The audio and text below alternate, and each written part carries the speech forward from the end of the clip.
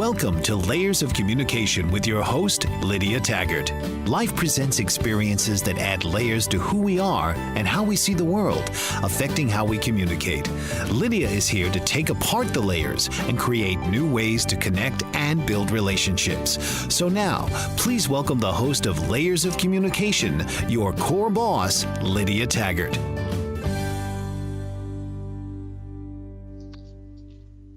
Welcome to Layers of Communication. You're listening to TuneIn Radio, iHeartRadio, and the BBM Global Network. I'm your host, Lydia Taggart. I'm so excited that we're now picked up by iHeartRadio. That's exciting news.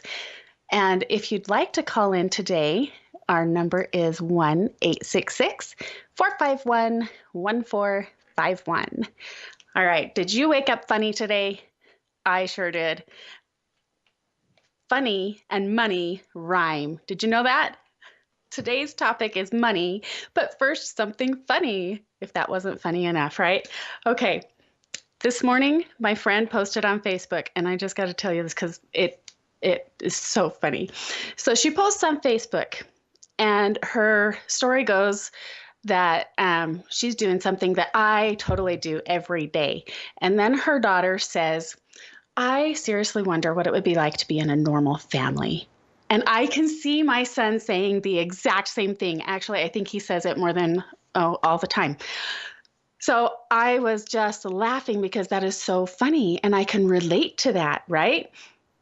And then I was scrolling down in her comments. I was like, oh, that's funny. We're the same, right? And she has this picture of her daughter's foot stuck in a shopping basket.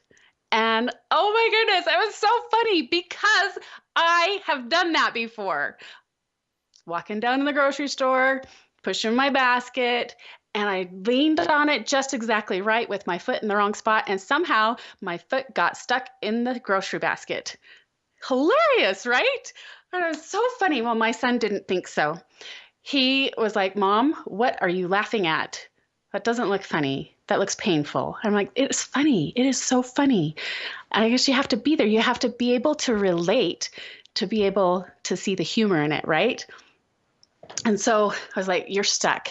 And this show is about being stuck in our layers and communicating. And so this was a really, really great visual for me to put with that. I remembered that it was kind of scary and embarrassing. I didn't see it coming. I didn't know I was going to get stuck. But I was so stuck, and it was so funny now looking back. And so the story of my friend with her daughter, she had, like her mom was there laughing her head off, and her friend was there laughing her head off. And this nice little old lady came by and said, oh, I've done that before. And she helped her get out because everybody else was laughing too hard to help her, right? And I thought, she said, the little old lady, they thought maybe she was just saying that to make them feel better or make her feel better, right? But I really did do it. And maybe these people who come and say, oh, I've done that before, sometimes we brush them off and like, oh, but you couldn't really understand. But maybe, just maybe, they really did do what you are stuck in. And maybe they can help you. So that was just hilarious. When we get stuck, it should be hilarious when we look back at it, or it should at least bring us joy and experience so that we can help other people who might be stuck where we were before. When we get stuck in these layers of life, it can be painful, but it shouldn't stay painful.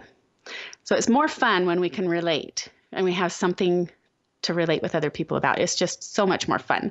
And I hope you're laughing with me because this is funny to be stuck in a grocery basket. Okay, here's a story that I couldn't relate to. And this is funny too, looking back, okay? It was about 22 years ago when we were first married. I had no idea about money and what it meant to have money or not have money. And we're gathered around, my husband and I and a couple other young people. We're college students. We're just trying to figure out the world. And one of our friends says, I wonder what it would be like to meet a millionaire. not to be a millionaire, but just to meet a millionaire, right? Because we're struggling college students. That's what we were. And so we're talking about this grandiose idea of how awesome it would be just to meet a millionaire. And my husband's like, Lydia, you know a millionaire. You know more than one millionaire. I was like, really? I do? No way. He's like, yeah, my dad, he's a millionaire. And I don't know why that never crossed my mind before. Never, ever considered that I would actually know a millionaire and be married to his son. How could that happen? I didn't come from a big financial history in my family, right? And obviously, my husband and I could have talked a little bit more about money, but it wasn't an important topic. It just wasn't a thing that we talked about very much in that sense. And we talked about we got to pay the bills or whatever, but we didn't talk about where we came from or our belief systems or anything like that. But my response shocked myself because when he said, my dad, I was like, no way. He's a nice, normal guy. He can't be a millionaire. He's like nice. And I was shocked when I said that. I was like, oh, I think that money is evil. Is money really evil? How can I know a millionaire? I know he's a really nice guy. He is the most generous, kind-hearted, trusting man. How could he possibly be a millionaire? Well, he was the first radiation oncologist in Arizona. He had his own doctor practice, and he was a millionaire. And I was just surprised to no limit of my surprise to go, wow, I have a preformed thought, an expectation about people with money. And, you know, talking about money wasn't taboo. We didn't talk about it very often. But I loved this man. He passed away not too long before our quadruplets were born. And he gave us a little inheritance, which we used very well. I was so glad he had this for us. We added onto our house so we could actually have all of our kids fit in our house and we didn't have to move, and a couple other things. But really, I was thinking about so many other things when our quads were born that I just, money's not a thing I need to talk about. And I was really grateful that I had that cushion there. It took a couple of years for me to be like, okay, I am ready to look at what's happening with money now. Kids are feeding themselves. Nobody's in diapers anymore. I can take some time and figure this money stuff out and get back on trying to be, good with money. And I've realized, obviously, we've been married almost 22 years. We did talk about money. We've had a lot of conversations about it since then. And, but now I see this avoidance and this fear of discussing finances just coming up in all sorts of different places. Like when my husband has been in between jobs for 5 months, it's a topic that I just, it's okay if we don't talk about that. But I know it's something we have to do.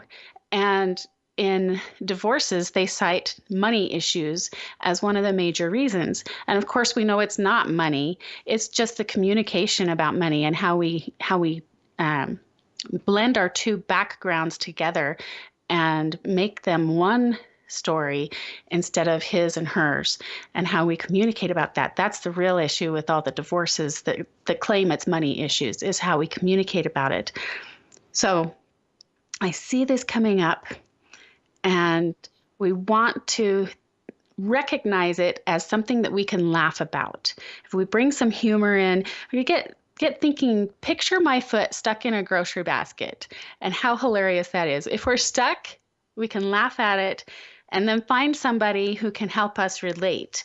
And our guest today is going to help us because she has a different money story than me. Her family discussed money differently, and she's going to help us out today. Candice is going to be joining us after the break. You're listening to iHeartRadio, TuneIn Radio, and the BBM Global Network. I'm your host, Lydia Taggart, and this is Layers of. Welcome back to Layers of Communication on iHeartRadio, the BBM Global Network, and TuneIn Radio. I'm your host, Lydia Taggart. If you'd like to call in today, the number is 1-866-451-1451. And our guest today, her name is Candice Bakx-Friesen. Candice, are you there? Yeah. Can you hear me? Yes, I can hear you now. So Perfect. I wanted to make sure I say your name right. Candice Bakx-Friesen, is that right? Yep, you betcha. All right. Candice is a money coach who helps people with personal finance and specializes in real estate investing. She has a passion for helping people create positive changes in their life and find financial independence. Candice lives in Winnipeg, Canada, with her husband and 4 children. When she isn't working, she enjoys entertaining her friends at her home and volunteering at various nonprofit organizations. And I know from a lot of our other conversations, she has so much love in her heart. And I'm really excited for Candice to help us out here. Candice, when we have something that's just so hilarious and we're stuck in it, what can we do? What's your favorite thing about money and what to do with it? I just really loved your introduction and about making money and things that happen just funny after, because so often money is a pain point for people and it's a stressor. And so often it's just our attitude and our decision making really that can change everything. And so just having the right positive attitude like you did, and just being able to find the humor in things when they don't quite go as planned, and knowing that every day you could just start over again anyway and get back on track or take those positive steps towards your finances. It's just keeping everything in perspective, and that's key. Awesome perspective. Do you have any tips on how to keep things in perspective as our daily lives of, like, how do we set it aside and move on? Because sometimes money is really painful, right? It's like you said, it's a pain point. How do we get over that pain and be able to just start the next day new? Well, you can always look back, but you can't look back and look forward at the same time. And so we really need to decide which way are we looking. So are we looking back all the time and saying, man, why did I do that? I screwed up there. If I only hadn't done that, we would be way further ahead in life. And, we could always be looking back and just saying, I wish, I could have, I should have. Or we can do the 180 and we can look forward and say, you know what, there's things back there that weren't so great. And I acknowledge that I really shouldn't have done those things, but I can't do anything to change that anymore. So it's about moving forward and setting those goals, and then taking those action steps that go with the goals that you set, and what's important to you really in life. And I think often we just don't even take the time to consider what's actually important to us. Oh, and that is so important, especially with our finances. When we, some of the things that I've done in the past, I felt like you have to be charitable, you have to show love to everybody. But then I didn't have this value in my future looking forward, like you say. I didn't have a goal, and I just wanted to help everybody and give everything to everybody. And then what do you know? I end up with a problem because I ran out. And then some of the people that were expecting me to help them, because I had been, I set up that expectation and that pattern, and they looked to me and I was like, oh, I'm all done. Sorry, I ran out. Yeah. And sometimes that happens with loans, right? Like we loan money to people, and, we always expect that they're going to pay us back, but 9 times out of 10, they don't. And then we deal with the result at the end, and the stress and the broken relationships and all these different things, right? Instead of looking at it as, I'm just going to give this money, and if I get paid back, that's a bonus, but not expecting the payback of loans and all those kinds of things. So just give the money. If you're thinking of loaning somebody the money, especially when it's someone close to you, just expect that you're just giving that money to them. So, yes, I had an experience. Do you mind if I share my experience with my brother? My brother, he's passed away now. loved my brother so much. He had a history and other people expecting him to borrow money and not pay it back. And so this one time, he and his wife, he mostly though, they really needed some money for something. And it was a good chunk. And so he was asking everybody, and everybody else was like, no, you're just going to not be able to pay me back. But he had this little, we call it self-confidence issue, that if I'm just going to take money, I don't want to just have you give it to me. I want to at least say that I'm going to give it back. And so what we decided to do, we had counseled with a couple other people that were into finances, and we made a contract that he signed. Even though we're family, we had this contract that he was going to try and pay it back. But in my mind, I'm not giving it away or I'm not just lending it to him. I can give it away, but I'm still letting him have that amount of self-respect that he can pay it back. And he did. It was amazing. And then at the end of our contract, when he had paid it all back, it was like he was a new person, that he had actually gotten out of this pit. And just, it was amazing to see the change in him. Mm-hmm. So, and there's so much. It's just like paying off debt. It's an uphill battle if you've got loads of debt that you're now trying to tackle all this. Again, looking forward and saying, okay, I got into some trouble and I'm going to tackle this. But it's just like your brother, right? There's so much.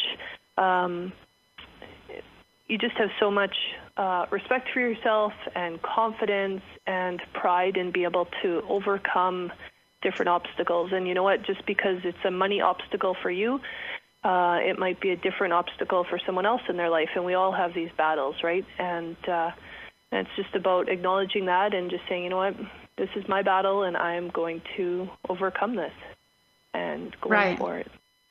Yeah. And it takes a lot of effort to ask for help when we need help, be it money or anything else. It takes a lot of effort to actually come to that point that we're willing to ask for help. Candice, I'm so excited that you're here to help us with our money issues today. We're going to have a little break, and we'll be back to talk about more money issues with Candice Bakx-Friesen. You're listening on the BBM Global Network, TuneIn Radio, and iHeartRadio. I'm Lydia Taggart, your host for Layers of Communication. Stay close. Welcome back to Layers of Communication on iHeartRadio, TuneIn Radio, and the BBM Global Network. I'm your host, Lydia Taggart. You can find me at lydiataggart.com. If you have any questions, comments, or if you'd like to sign up for some of our training, that's all at lydiataggart.com. And of course, you can email me at lydia@lydiataggart.com. Our number, if you'd like to call in and speak to us directly today, is 1-866-451-1451. And today we're talking about money and how funny money can be.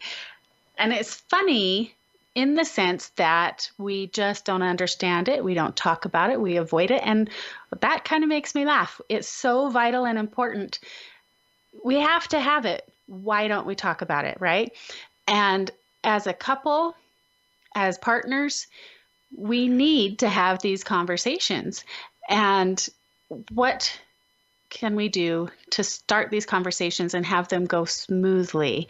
I've been in my history, I have avoided this conversation before. And we've got Candice Bakx. I keep calling you Brax instead of Bax. I'm so sorry. Candice Bakx-Friesen is here to help us. What is the first thing that you would suggest us doing to keep these conversations going? And I totally would have benefited from having a money conversation before we got married. So I would actually know that I was marrying into a millionaire's family. Not that it trickled down a whole lot until he had passed away, but it was a completely different mindset that my husband had grown up with, and we would have benefited from having some advice. What advice do you give us in our audience?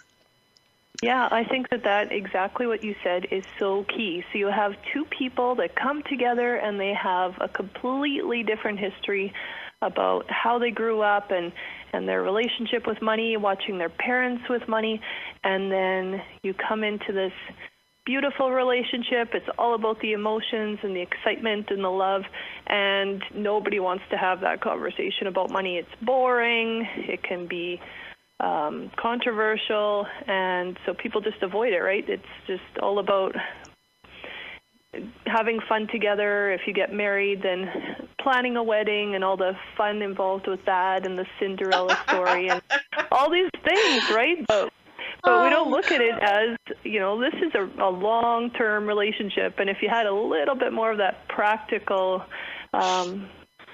part of a marriage, then, if you have a business partnership come together, you have these conversations. What's the plan? What if things go bad?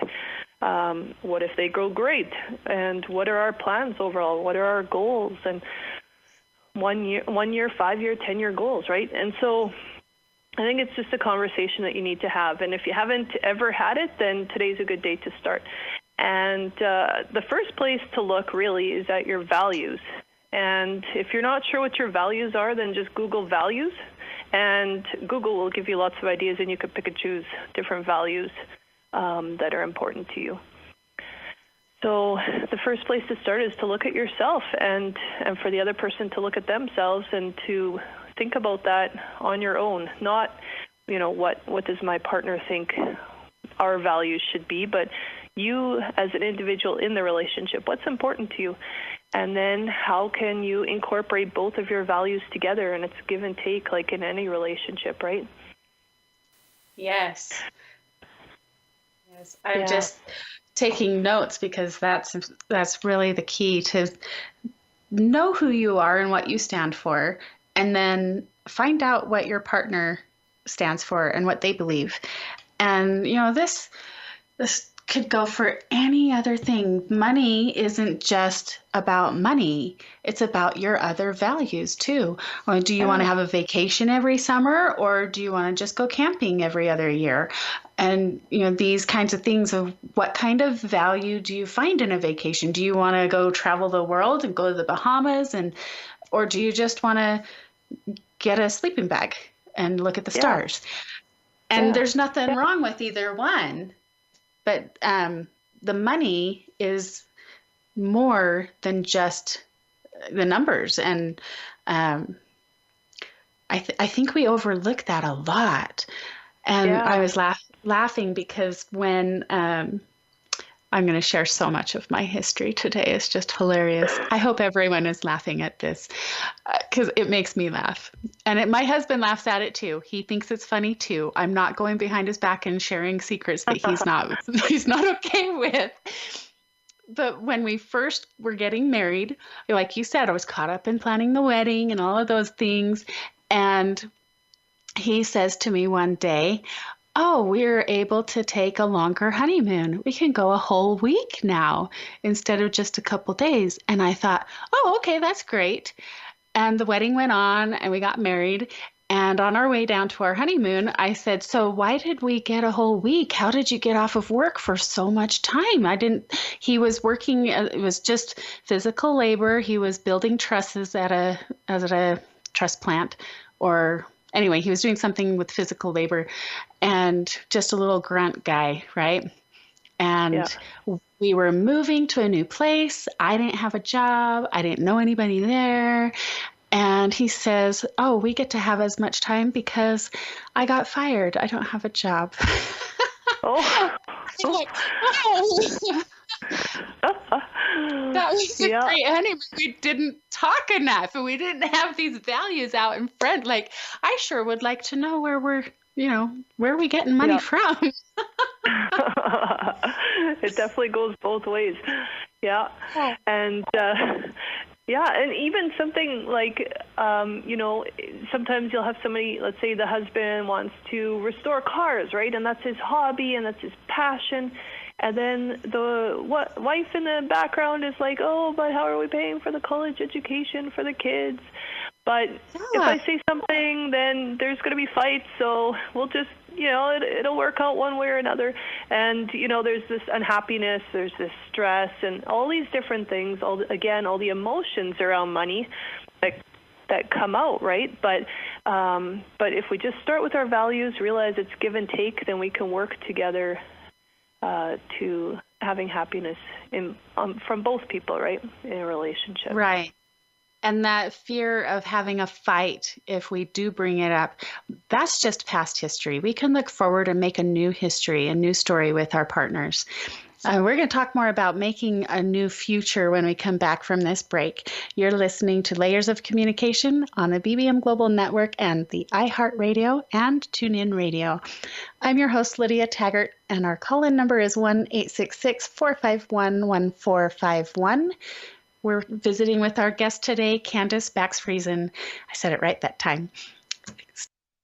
TuneIn Radio, iHeartRadio, and the BBM Global Network. I'm your host, Lydia Taggart, and this is Layers of Communication. Today, we are visiting with Candice Bakx-Friesen about money and communicating about money. Before the break, we were talking about the values and how money is so much more than just numbers. It's our values. And I really want to get into this more about how do we share our values with each other, with our partners, with our spouse, whoever it is that we need to have this conversation with money about. And I think that we should talk about our values and money, like with our kids too, especially our teenagers. Mm-hmm. They're coming up into this. And obviously, it's not an open discussion as much as it needs to be in the world. So, what kind of things would you suggest to actually share those values? What would that conversation look like, Candice? I definitely think that bringing kids into it is hugely important. And, if we grew up where we didn't talk about money, then that's going to be a really hard thing to do. And I'm sure that some of the listeners are just cringing when I say that. But, I had my son say, well, what would you pay for this house? And normally, adults will respond with, it's none of your business. That's an adult conversation. I can't tell you that. You'll find out when you're older, and we just say these things, but really, why not, right? Why not talk about what houses cost and how we pay for groceries and, that we can spend here, but that means we won't be able to spend there, right? And just having these real conversations with kids is so important. Right. And I think it goes into more than just money. It's the same with time. If you got to budget and schedule your time, you've got to budget and schedule your money. And, in school, at least where our kids go, they give them like a big project, like a science fair or something, and they give them little steps along the way. And this is how you get to the end of your project. But we don't do that with money. No. I know they've put it now into high schools, and my oldest took this financial literature class this year, and I went to the grocery store with him, and he's walking around with me going, Mom, that's not on the list. Aren't we sticking on you wrote a grocery list. I was like, yeah, but I didn't know that I needed this before. I forgot it's on sale or whatever the case was. And he's like, but Mom, we made a list. There's a plan. You got to stick with the plan. And that's great. He's telling me because he's learning it at school and everything. And so there's that stressor too, that they might hear it somewhere else. And the dynamics of having that conversation as a parent before they go out or while they're going out, then they're learning about money with other people and they might have a different value system that they're teaching. Exactly. It's so important.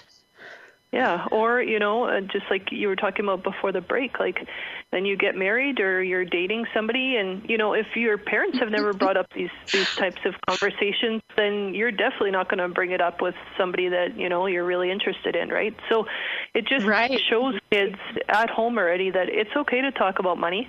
They can form some opinions in an environment that you can support them in. And you know what? They can make some costly mistakes while they're still at home instead of when they're out on their own in the real world and, bigger numbers are involved. So just having kids have the opportunity to try different things at home, giving them a sizable allowance and helping them through budgeting. And maybe they're going to make some mistakes and spend all their money and suddenly be short for a while, but better that they learn these things early than later.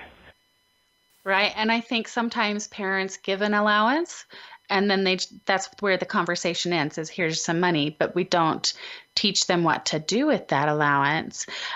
Do you have suggestions on how to structure a budget? I think that budget is like the word that triggers so many people. Yeah. Is there something else that we can call it? The money plan or Yeah, exactly. Whatever works for you, right? Yeah. But it's important to do. And so if we're looking at it for kids, I think that we need to make sure that they're having some money that they can put towards giving and some towards saving and then just their practical expenses that they're going to have. If you give them enough of an allowance that they're responsible for their clothes or if they have a cell phone or whatever their payments, I suppose, in to bring it to our budgeting, right? But whatever our household expenses would be, whatever they are for kids. And that's a conversation too, right? And so letting kids know that, this is the expectation and seeing if they feel that they're confident in being able to manage that, right? And just having a conversation instead of, being a bit of a dictator as parents could sometimes be. Yes, we fall into that often, don't we? Unfortunately. So what if, I have this idea, what if we don't have any extra money at all and we can't have a budget for allowance? Now, my son actually, Merrick, last night, he gave me this idea because in Scouts, he wants to get the merit badge for financial, I forget what it's called, a financial management, I think it is, merit badge, and you track your income and expenses for 3 months. And he's 12 years old right now. And my husband is currently between jobs. And so we're not giving an allowance right now, but I still want them to learn these values and things, right? So he says, Mom, why don't we use the mom bucks? Like if you do your chores and everything that you would be earning an allowance with, we have some pretend mom bucks. You earn up your points. And he says to me, that's a form of currency, right? I was like, holy cow, you're such a smart kid. Yes. That's great. I love it. Yeah. Yeah. And, and sometimes we think we have to find extra money, but it's just about giving them the money that you maybe would have spent on clothes or those practical items anyway. But maybe they're going to decide when it's their own, in quotes, their own money, that they're okay with buying secondhand clothes or they're okay with making their clothes last a little longer. But if mom's paying, I'm cool with getting some new clothes, right? And so, so it's not necessarily that we always have to find extra money in our household budget, but just giving them the responsibility with the money that you would have spent on them anyway. Yes. Oh, I love that. Giving them their own responsibilities. Yes. That is such a great tip. And it's hard as parents to let that responsibility go, but it can go for more than just our children. It can also be in business as well and letting our departments have responsibility over their money as well. All right, we're going to go to a break. This is the BBM Global Network, TuneIn Radio, and iHeartRadio. I'm your host, Lydia Taggart, and this is Layers of Communication. Stay close. Welcome back to TuneIn Radio, the BBM Global Network, and iHeartRadio. I'm Lydia Taggart, your host for Layers of Communication. Today, we are visiting with Candice Bakx-Friesen about money. Before the break, we're talking about how to teach our children about money. Candice, can you share with us about your childhood a little bit? How did you get to be so amazing on this topic of money? Well, I grew up on a farm as a kid, and there's constantly those lessons of sowing and reaping, right? And whether it's your parents' vegetable farm or crops in the fields, you're going to have years where things go really well and sometimes not. And I think that that's just what happens to all of us in life. You're going to have a year where things are just everything's going so well. You don't have any car breakdowns and great job stability, and then you're going to have years where everything just happens all at once, and you just feel like, how is this happening to me? And so, on a farm, you got to save from the good years and invest, and that those bad years are going to come eventually. And so I think if we just all took those kinds of lessons to our own lives, even if we're not on a farm, then that's where we can really just glean good wisdom in how we should be leading our lives, and just remembering to save for those years that aren't going to be so great. So my grandma was really involved in my life, and she just worked hard. She was working 7 in the morning already till 10 at night, and she would constantly be just talking with us if we were over and visiting, and she was always about multi-generation. She'd be saying, you know what, we're working hard right now, and you're helping, but, you know, Oma, or it's German, so Oma is saving up for you, so when you're older, then I can give you some money and help you out when you're older and when you go to university. And you know, we need to think like that again and think multi-generation, right? You know, she wasn't focused on helping my parents. She was focused on that next generation. And things just change when you have that type of mindset, or again, when those are your values. And she was just all about giving back and giving back to others, and I think that's where I've just gotten a lot of those same values from. And just, you know, there's always somebody that's not doing as well as you that you can just pour into, whether it's, you know, helping people and, you know, just complimenting somebody, to spending some time with somebody who's going through a really tough patch in life, and just being that listening ear, all the way to, you know, dropping off groceries for a single mom who's just not quite making it to payday, right? And yeah, we just have to keep life in perspective. Oh, that's beautiful. Keeping it in perspective and thinking about not just the big picture, but the multi-generational picture. That is just fantastic. And we really, really don't think that far anymore. And the younger generation gets a bad rap for only thinking about themselves. And you know, it goes so much bigger than that, thinking multi-generational. There are some myths that I wanted to ask you. Excuse me, I want to ask you about the myths around money. Now, it's probably going to surprise us when they come up and we have these preformed assumptions about people with money, like my father-in-law. How could he be a millionaire? He's nice. You know, he's a nice, normal guy.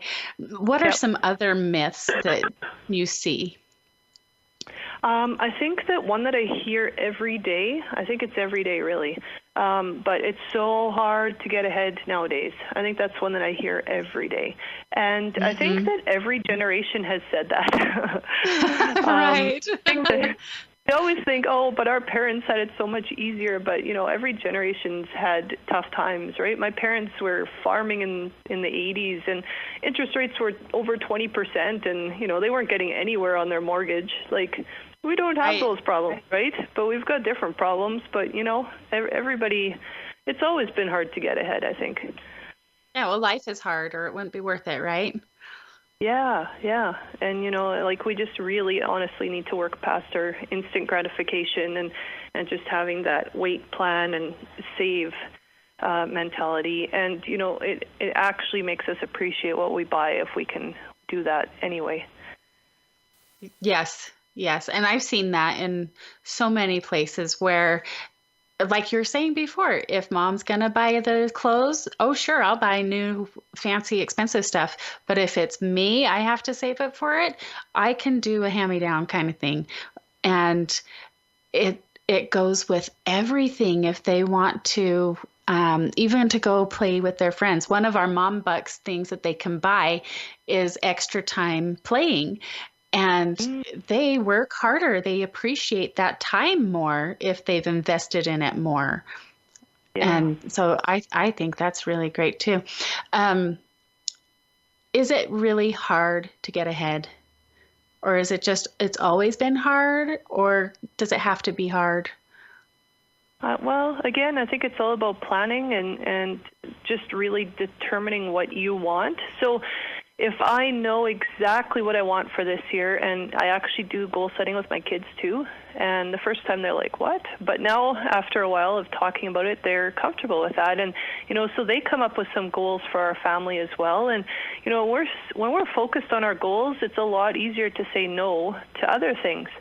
And, just because somebody else is going on a trip, well, guess what, guys? Remember, you said that you actually wanted this. So let's focus on that. And sometimes we're going to have to say no to things. But in today's day and age, it's hard to say no.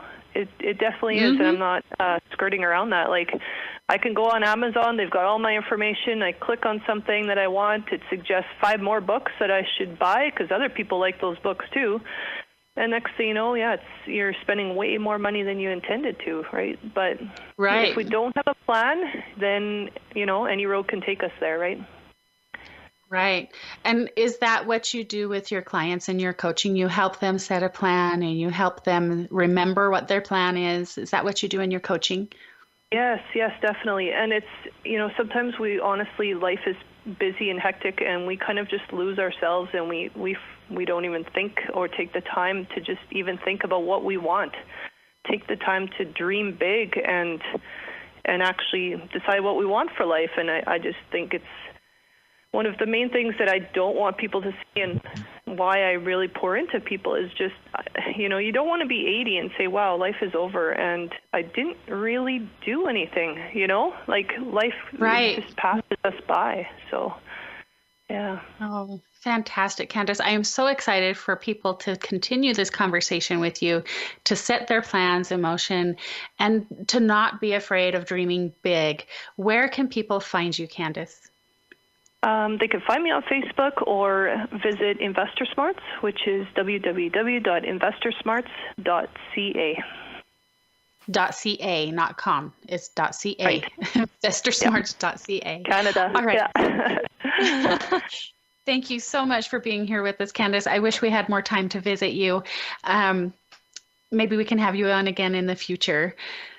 That would be great. Thank you, Lydia. Right. Thank you so much. We're going to take our final break of our show, and we'll be back to do a little more talking about money and see what else we can think of and laugh at. This is the BBM Global Network, iHeartRadio, TuneIn Radio. I'm your host for Layers of Communication. My name is Lydia Taggart.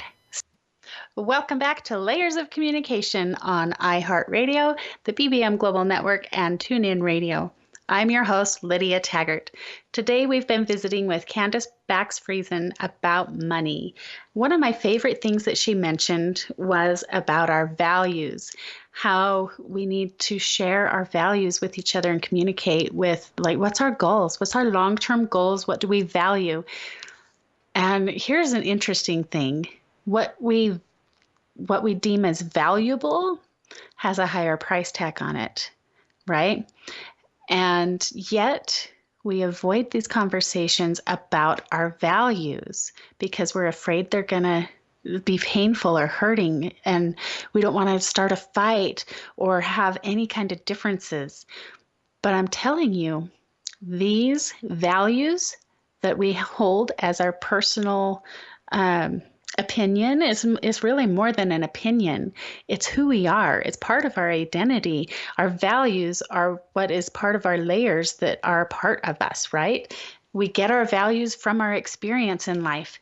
If we're not willing and excited to share who we are with our partners or our future spouse or our spouse, why are we going to be in a relationship with them if we're afraid of sharing who we are? And that is being able to talk about money. Money is not just a number, it's values. And what we value, we put a price tag on. How about that for a word game? These relationships are valuable. And because we value our relationships, we want to talk about the things we value. So this can be a complicated and scary kind of conversation to start. And there's a lot of different ways we can do this. And I really encourage you to find some humor, find some way to make it not as serious and scary. There's a lot of different ways that you can do this. I had a coach give me the idea, and it was a great idea, so I'm going to share it with you. She had little finger puppets, and when there was something that was stressful that she couldn't have a conversation about, she puts on this finger puppet, and then the puppet has a different voice. If you talk about money in a funny voice, well, then it's just a funny voice, and it's not as serious. You can change the way you talk to make it funnier. You can use a finger puppet. I love puppets. They're so fun. I have all these puppets for my kids, but you can draw a picture together. Or one of my favorite games is a conversation game where you write a sentence and you have something for like a timer, a minute or so, and you write out what you're thinking. And then you stop when the timer goes off and you pass it to the next person. And they just continue on the story from there. And you can create some really funny ways to break the ice and have a conversation about money. So we can get more at lydiataggart.com. I really, really am so glad that you've been here today. I hope you laugh, and find me at lydiataggart.com. And of course, we'll see you again next week on iHeartRadio, TuneIn Radio, and the BBM Global Network. This is Layers of Communication. I am Lydia Taggart, and we'll see you next time. You've been listening to Layers of Communication with your host, Lydia Taggart. Tune in next week as we break through the layers in order to communicate and connect down to your core on Lydia Taggart's Layers of Communication.